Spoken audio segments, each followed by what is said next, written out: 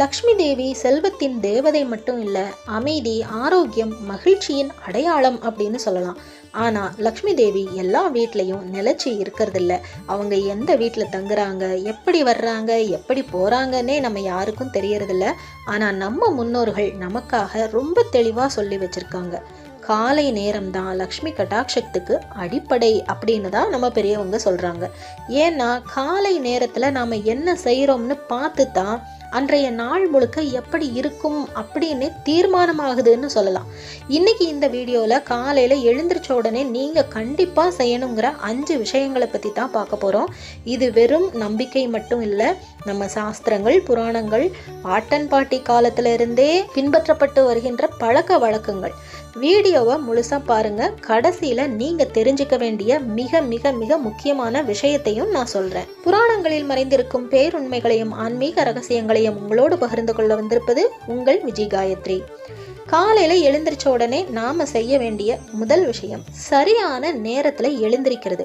நம்ம சாஸ்திரப்படி சூரிய உதயத்துக்கு முன்னாடி 1.5 மணி நேரம், அதாவது கிட்டத்தட்ட 90 நிமிடங்கள்.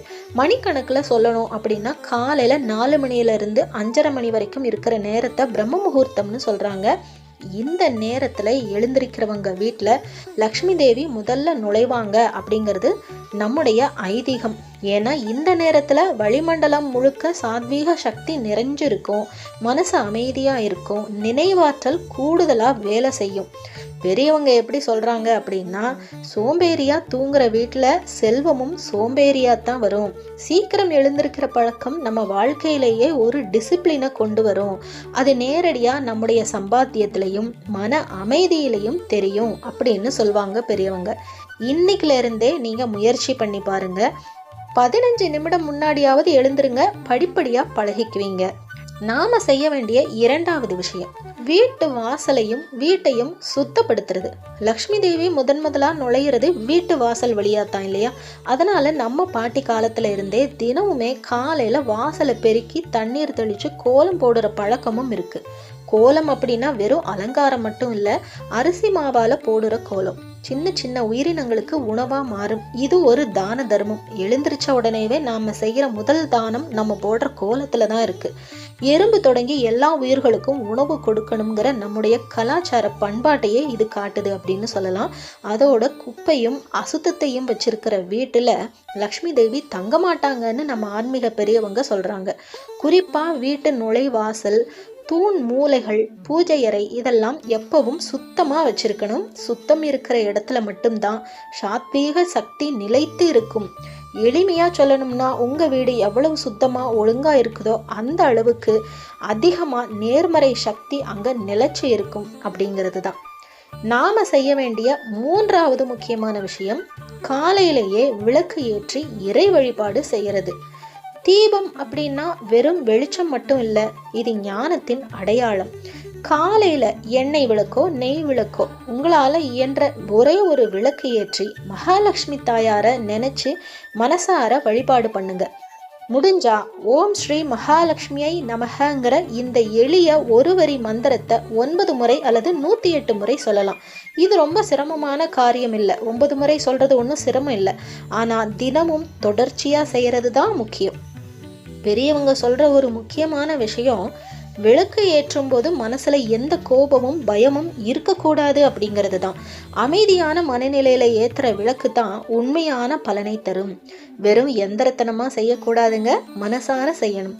இந்த சின்ன பழக்கம் தினமும் செய்யறதுனால நாள் முழுக்க ஒரு நேர்மறை எனர்ஜியோட ஆரம்பமாகும் அப்படிங்கிறது தான் இதனுடைய தத்துவம். நீங்க செய்ய வேண்டிய 4வது முக்கியமான விஷயம் நன்றி உணர்வோட நாளை ஆரம்பிக்கிறது. முடிஞ்ச மட்டும் தானம் கொடுக்கறது. காலையில எழுந்திரிச்ச உடனே முதல் எண்ணம் உங்களுக்கு என்ன வரணும் அப்படின்னா, இன்னைக்கு எனக்கு கிடைக்கிற வாய்ப்புகளுக்கு நன்றி அப்படின்னு நினைக்கிற பழக்கத்தை வளர்த்துக்கணும். எதிர்மறையான எண்ணங்களோட அந்த நாளை ஆரம்பிக்கிறவங்க வீட்டுல லக்ஷ்மி தேவி நிலைக்க மாட்டாங்க அப்படிங்கிறது நம்முடைய ஐதீகம். அத்தோட காலையில பசுவுக்கு புல் கொடுக்கறது, பறவைகளுக்கு தானியம் போடுறது, ஏழைகளுக்கு உணவு கொடுக்கறது, இதெல்லாம் லக்ஷ்மி கடாட்சத்தை பெருக்குகின்ற செயல்கள் அப்படின்னு நம்முடைய புராணங்கள் சொல்லுது. ஒரு விஷயத்த நினைவுல வச்சுக்கோங்க, எவ்வளவு கொடுக்கிறோமோ அவ்வளவு பெருகி வரும் அப்படின்னு தான் நம்முடைய ஐதீகம். கஞ்சத்தனமான மனநிலை செல்வத்தை விரட்டும், தாராளமான மனநிலை செல்வத்தை ஈர்க்கும். நாம செய்ய வேண்டிய 5வது முக்கியமான விஷயம் சாத்வீகமான நடத்தை. காலை நேரத்துல சண்டை, கோபம், கடுமையான பேச்சு இதையெல்லாம் தவிர்க்கிறது தான் மிக மிக முக்கியமான விஷயம். இந்த விஷயம் ரொம்ப முக்கியங்க. காலையில எழுந்த உடனே வீட்டில் சண்டை போட்டுக்கிட்டோ யாரையாவது திட்டிக்கிட்டோ எரிச்சலோட ஆரம்பிக்கிற நாள் அந்த வீட்டில் லக்ஷ்மி தேவி நிலைக்க மாட்டாங்கன்னு தான் நம்ம பெரியவங்க சொல்றாங்க. அதே மாதிரி படுக்கையிலேயே இருந்துக்கிட்டு ஃபோன் பார்க்கறது, எதிர்மறையான செய்திகளை படிக்கிறது, இதெல்லாம் மனசை கலங்க வச்சிரும்.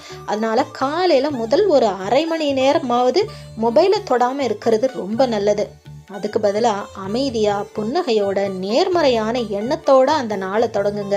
வீட்டில் இருக்கிற பெரியவங்களை வணங்குறதும் அவங்களோட அன்பா பேசுறதும் கூட லக்ஷ்மி கடாட்சத்தை பெருக்குகின்ற ஒரு வழி அப்படின்னு தான் நம்முடைய ஆன்மீக பெரியவங்க நமக்கு சொல்லி கொடுத்துருக்காங்க. இந்த 5 விஷயங்களையும் ஒரே வாக்கியத்தில் சொல்லணும் அப்படின்னா, சீக்கிரம் எழுந்திரிங்க, சுத்தமாக வச்சுக்கோங்க, மனசார வெளிப்படுங்க, நன்றியோட தானம் கொடுங்க, அமைதியாக நடந்துக்கங்க. இதுதான் லக்ஷ்மி கடாட்சத்துக்கான மிக மிக எளிமையான 5 வழிகள் அப்படின்னு சொல்லலாம். இது ஒரே நாளில் மேஜிக் மாதிரி மாற்றத்தை கொடுத்துறாதுங்க. ஆனால் தொடர்ச்சியாக பின்பற்றினா உங்கள் வாழ்க்கையில் நிச்சயமாக ஒரு நேர்மறையான மாற்றத்தை நீங்கள் கண்டிப்பாக உணர்வீர்கள் அப்படிங்கிறதுல எந்த மாற்று கருத்தும் இல்லை. முக்கியமாக வீடியோவோட ஆரம்பத்தில் சொன்ன மாதிரி நீங்கள் தெரிஞ்சுக்க வேண்டிய மிக மிக மிக முக்கியமான ஒரு விஷயம் என்ன அப்படின்னா, லக்ஷ்மி தேவி வர்றதுக்கு முன்னாடி முதல்ல அலக்ஷ்மி வெளியில போகணும். அதாவது வெளியில எவ்வளவோ பூஜை பண்ணாலும் வீட்டில் சோம்பேறித்தனம், அசுத்தம், கோபம், பொறாமை இதெல்லாம் இருக்கிற வரைக்கும் லக்ஷ்மி தேவி நுழைய மாட்டாங்க. நாம சொன்ன இந்த 5 விஷயங்களும் லக்ஷ்மியை அழைக்கிற விஷயமோ இல்லையோ, முதல்ல வீட்டில் இருக்கிற அலக்ஷ்மியை வெளியில அனுப்புற வேலையை தான் அதிகமாக செய்யுது.